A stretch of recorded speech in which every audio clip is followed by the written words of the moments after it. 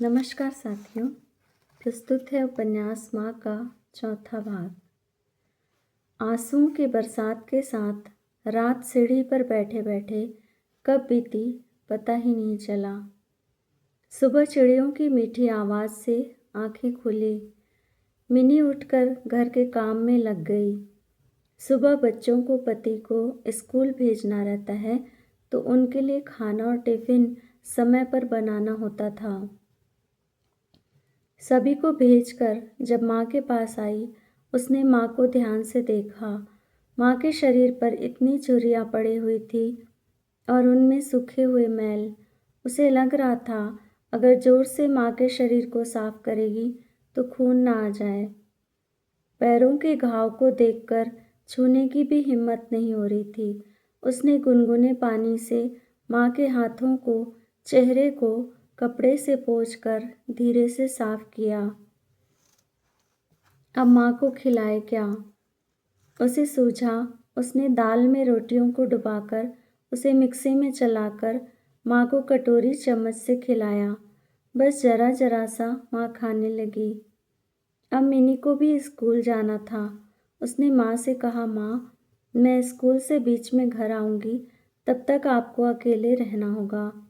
माँ खुश होकर कहने लगी, हाँ बेटा, मैं रह लूँगी। मिनी तैयार होकर माँ को दवाइयाँ खिलाकर माँ के बिस्तर के पास पानी रखकर, जिससे माँ को प्यास लगे तो माँ पानी तो पी सके, घर में ताले डालकर स्कूल चली गई। मिनी ने 20 मिनट के अवकाश में मैडम से इजाज़त लेकर घर आके माँ को देखा। माँ ने जैसे ही मिनी की आहट सुनी, एकदम खुश। मिनी को थोड़ी राहत मिली। बस अब दिन ऐसे ही बीतते गए। माँ के बेडसोल पर दवाइयाँ लगाना, पट्टी करना, सब काम करने के बाद रात को सीढ़ियों पर बैठकर जी भर के रोना। कभी कभी मिनी को लगता था अगर सच में माँ को कुछ हो गया तो लोग कहने से नहीं चूकेंगे कि माँ को खुद ही मार डाली। बेरहम ज़माने का ख्याल करके मिनी की आंखों से नींद जैसे गायब ही हो गए। एक दिन मिनी ने सोचा कि आखिर कब तक मैं 20 मिनट में ऐसे ही घर आती रहूँगी। क्यों ना प्रिंसिपल मैम को सारी बातें बता दी जाए। पर जब भी बताने की कोशिश करती, आंसू पहले गिरने लगते, जिन्हें बड़ी मुश्किल से छुपा पाती।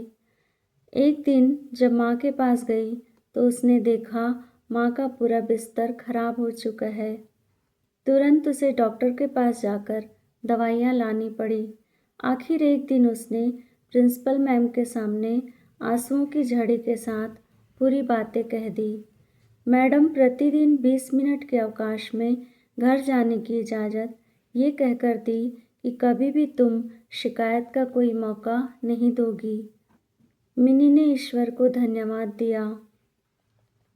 1 किलोमीटर पर यदि स्कूल नहीं होता तो वह क्या करती, कैसे करती? ऊपर वाले के घर में देर भले ही हो पर अंधेर नहीं होता। क्रमशः। कल उपन्यास माँ के 5वें भाग के साथ फिर आपसे मुलाकात होगी। तब तक के लिए धन्यवाद। शुभ रात्रि। नमस्कार।